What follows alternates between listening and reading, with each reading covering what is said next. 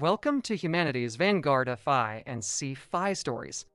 Where heroes rise, humans break all the rules of survival. 200 Thareth soldiers had Recon Team 7 surrounded on three sides. The fourth side was a cliff. Sera Voss looked at the cliff. She looked at her 6 remaining soldiers. She looked back at the 200. Then she ordered her team to charge the 200. The Thareth Assault Coordinator, a role filled by the eldest and most pheromone-dominant individual in any strike formation registered Recon Team 7, as neutralized the moment its sensor sweep confirmed the cliff behind them. No viable retreat vector. Ammunition depleted to an estimated 12%. 6 biological signatures, 3 showing thermal patterns consistent with injury. The Coordinator transmitted a single chemical command: encircle and wait. It was the correct decision by every tactical metric the Thareth had ever developed.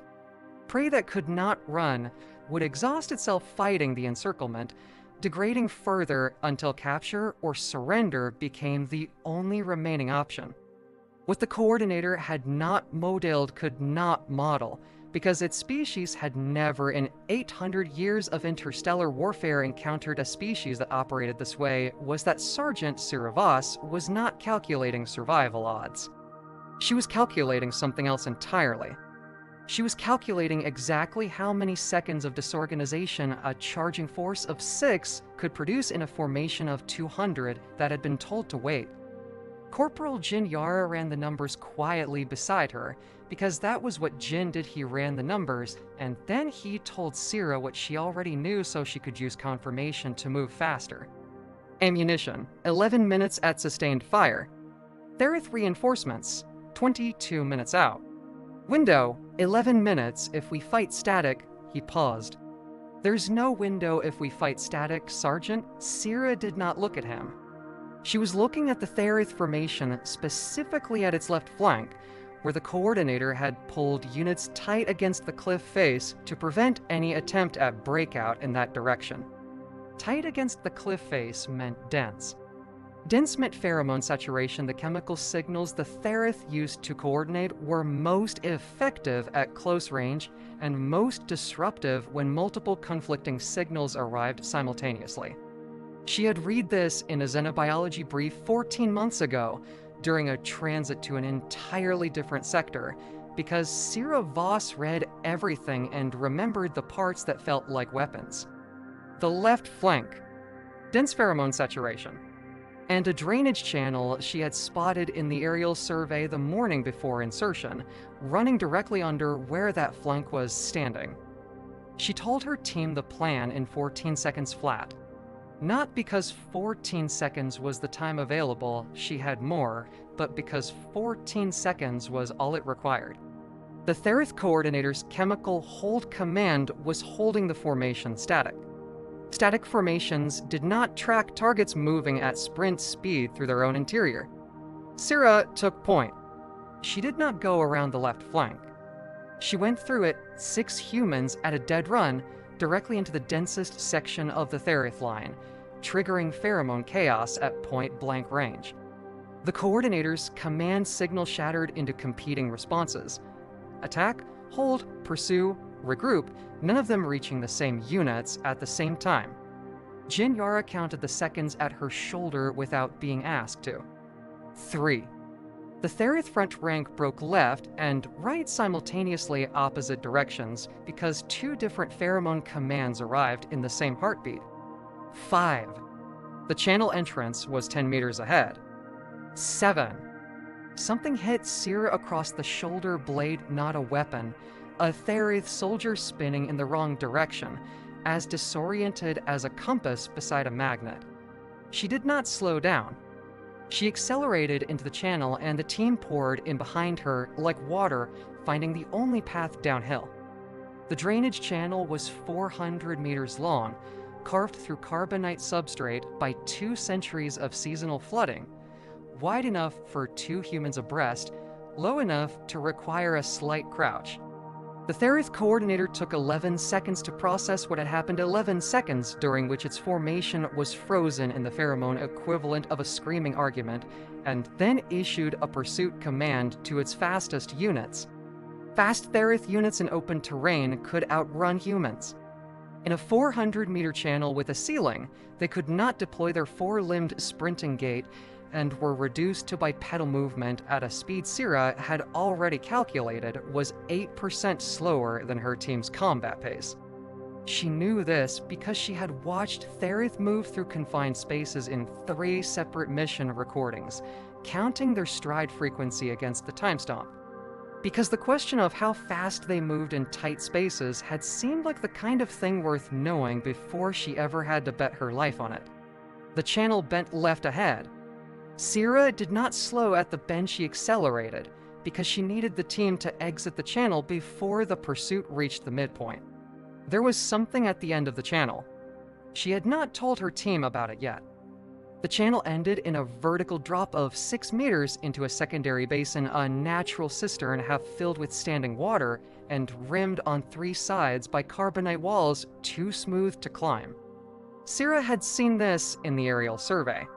She had also seen what was above the cistern rim on the south side, a collapse point in the channel ceiling, directly above the basin entrance, where root erosion had thinned the substrate to a layer she had estimated at less than 30 centimeters. Jinyara hit the water to steps behind her and came up fast. He looked at the walls. He looked at the ceiling above the entrance.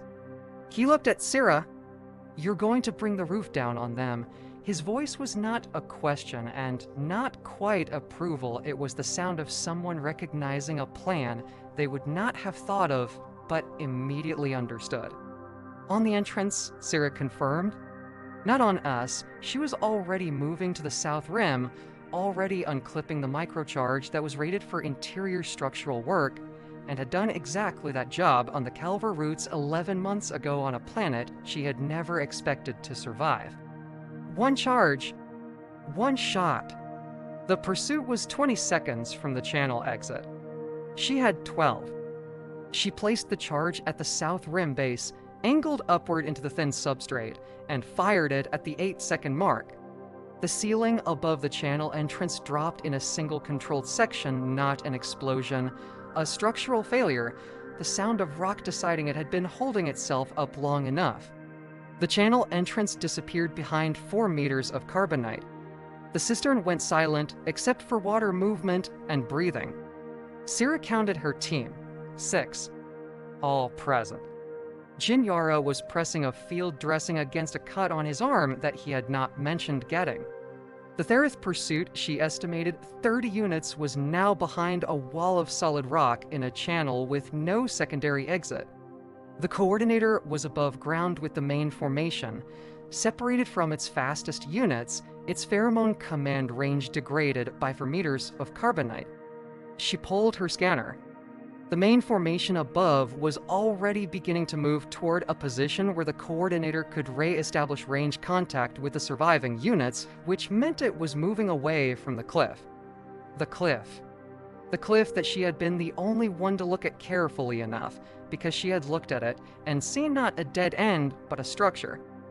40-meter faces. Carbonite. Horizontal fracture lines every 3 to 4 meters. Climbable. She told her team to swim to the south wall. The cliff face was 40 meters of carbonite with horizontal fracture lines spaced between 2 and 5 meters apart, natural ledges, irregular but continuous, running left to right across the entire face. Sera had estimated climb time at 9 minutes. She had told her team 7 because people moved faster with a deadline. Jinyara went first at her order, reaching the first fracture line in 40 seconds and turning to pull the next soldier up without being asked. The Thareth coordinator above registered the cistern collapse and began issuing reorganization commands. It had lost 30 units to a rockfall. It still had 168. It had not located the humans. Sera was 18 meters up the cliff face when the coordinator sent 3 scout units to the collapse site. They reached the block channel entrance and stopped because a block channel entrance offered no tactical information, and the coordinator's range-limited pheromone commands could not reach through 4 meters of rock. By the time the scouts circled back to establish visual range, Sera's team was 30 meters up. By the time, the coordinator processed the visual reports and issued a vertical pursuit command to units that had not trained for cliff climbing because Thareth exoskeletons were not built for vertical carbonite faces. Every member of Recon Team 7 was over the rim and lying flat on the plateau above. Out of sight, out of chemical range, with the Thareth main formation directly below them on the approach path to a cliff they could not follow. Sera transmitted the extraction signal from the plateau rim at the 9-minute and 40-second mark 2 minutes and 40 seconds late on her own estimate, which she noted in her internal accounting and filed as a margin she would reduce next time. The shuttle came in 6 minutes later. As it rose through Veth Karn's atmosphere, she wrote the after-action report. Because the after-action report was due at extraction, plus 20 minutes, and she had never filed late. She included everything: the pheromone delay calculation, the channel geometry, the cistern charge placement, the cliff fracture analysis. She included one additional observation, marked priority, that she had not shared with her team during the operation, because there had been no tactical reason to share it, and one very specific reason not to. During the cliff climb, at the 23-meter mark, she had looked down. The Thareth coordinator had been looking up, not at the team, at her specifically tracking her individual movement while the formation continued executing its standard lost contact protocol below. The coordinator had not issued a command. It had watched. Thareth coordinators did not deviate from pheromone command doctrine during active operations. Watching an individual enemy without commanding a response was not in their behavioral repertoire. Sera marked the observation priority and sat with it in silence for the rest of the flight, because the most important tactical information was always the thing the enemy did that it was not supposed to be able to do. Subscribe to Humanity's Vanguard Phi and Sci-Fi stories to witness the next operation before it's logged into the archive. 200 soldiers had her surrounded. She charged them. The Thareth coordinator watched her climb that cliff and didn't issue a single command. Something is changing. Sera Voss is the only one who noticed.